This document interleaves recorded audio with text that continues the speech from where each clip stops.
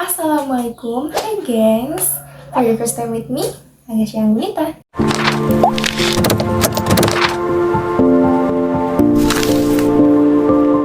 Oke, hadirnya gue di sini bukan tanpa tujuan dan alasan, tapi karena gue dapat amanah dari guru bahasa Indonesia gue, yaitu Bapak Adit, untuk bikin video kayak gini.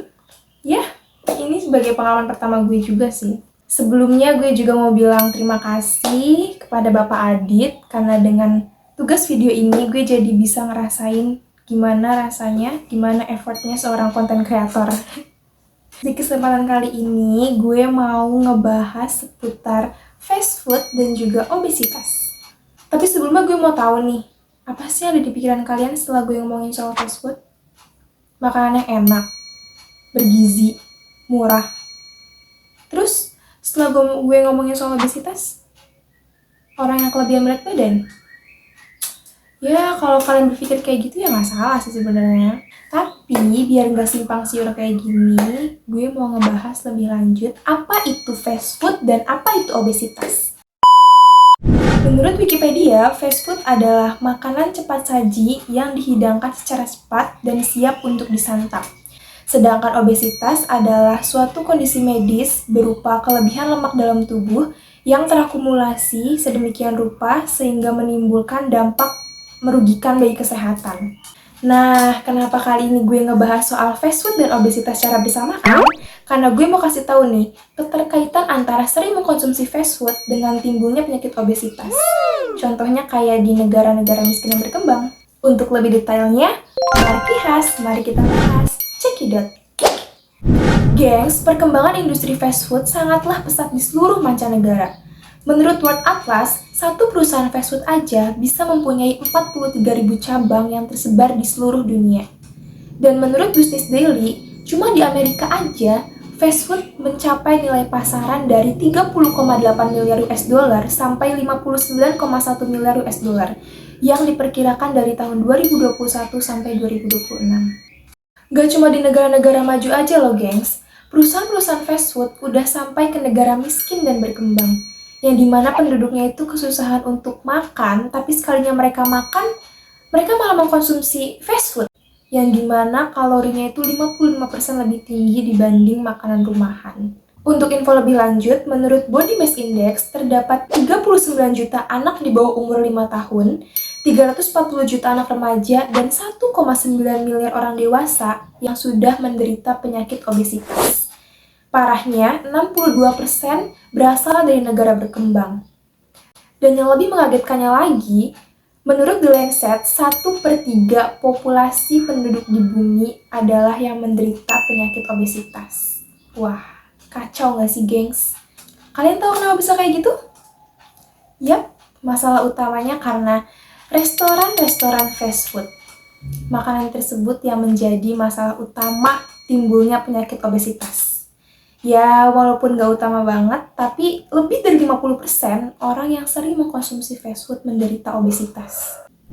Menurut WHO, angka kematian akibat makan berlebihan atau obesitas menjadi lebih tinggi daripada angka kematian orang yang meninggal karena kelaparan. Di Kenya, Afrika, fast food udah jadi makanan utama loh gengs, karena rasanya enak dan harga yang murah. Menurut Dr. Omni Cassidy, University of New York, penduduk di negara berkembang nggak terlalu mikirin makanan yang mereka konsumsi itu sehat atau enggak. Kalau rasanya enak dan harganya murah, kenapa enggak? Makanya, teknik marketing restoran-restoran fast food yang ada di negara berkembang, mereka itu kasih harga dengan highlight yang murah, biar orang-orang penduduk yang ada di sana tuh tertarik dan akhirnya membeli. Bukan cuma di negara miskin dan berkembang aja loh gengs, tapi di salah satu negara maju yakni Brazil, di sana ada salah satu perusahaan fast food yang punya teknik marketing dengan target anak-anak. Jadi mereka punya maskot badut.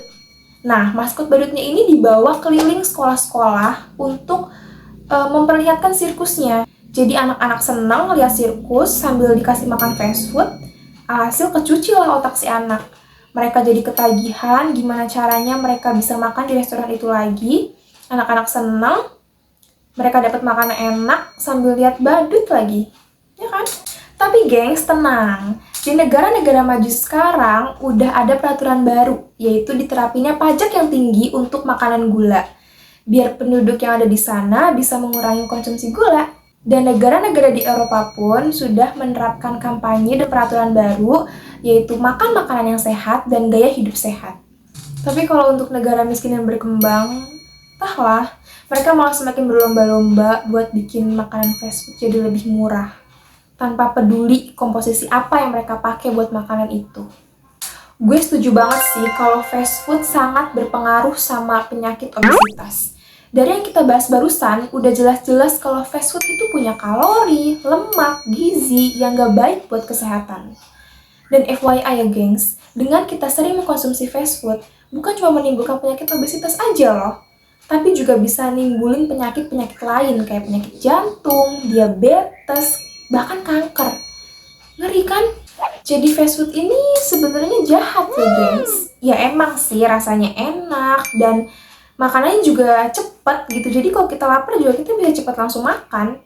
Tapi ya kalau resiko penyakitnya kayak gitu bisa bikin cepet dipanggil Tuhan juga, ya kan gengs? Sebenarnya gak munafik sih, gue juga suka gitu konsumsi fast food.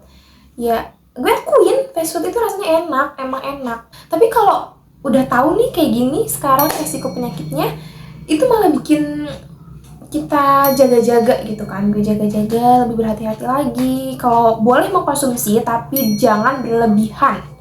Oleh karena itu gengs, bisa disimpulkan di pembahasan kali ini kalau mengkonsumsi fast food berlebihan itu sangat nggak baik buat kesehatan ya gengs. Intinya, semua masalah fast food dan obesitas yang ada di negara-negara miskin dan berkembang itu berkaitan sama semuanya ya gengs. Berkaitan sama teknik marketing perusahaan yang beragam, berkaitan sama kurangnya mindset dan edukasi di masyarakat, sampai kurangnya kebijakan di pemerintah. Dan semuanya itu ya berpengaruh sama pola makan masyarakatnya. Gengs, saran dari gue untuk ngurangin konsumsi fast food kayak gitu, mending kalian sering-sering masak atau makan makanan rumahan gitu deh. Kayak hati ayam, sayur, tahu, tempe, telur, dan sejenisnya masih banyak tuh. Dengan kalian konsumsi terus tiap hari itu bakal jadi kebiasaan. Dan jangan lupa untuk dibarengin juga sama olahraga. Ya kalau nggak tiap hari minimal seminggu 3 kali lah gengs. Oke gengs? Yap, untuk pembahasan kali ini cukup sampai di sini ya gengs. Terima kasih banyak buat kalian semua yang udah nonton video gue, yang udah nikmatin video gue. Gue juga mohon maaf yang sebesar-besarnya kalau ada bahasa gue yang kurang enakin, bahasa gue yang gak kalian mengerti. Sekian dari gue, Agasya Anggurita. Thank you so much for watching all. Bye-bye. Assalamualaikum.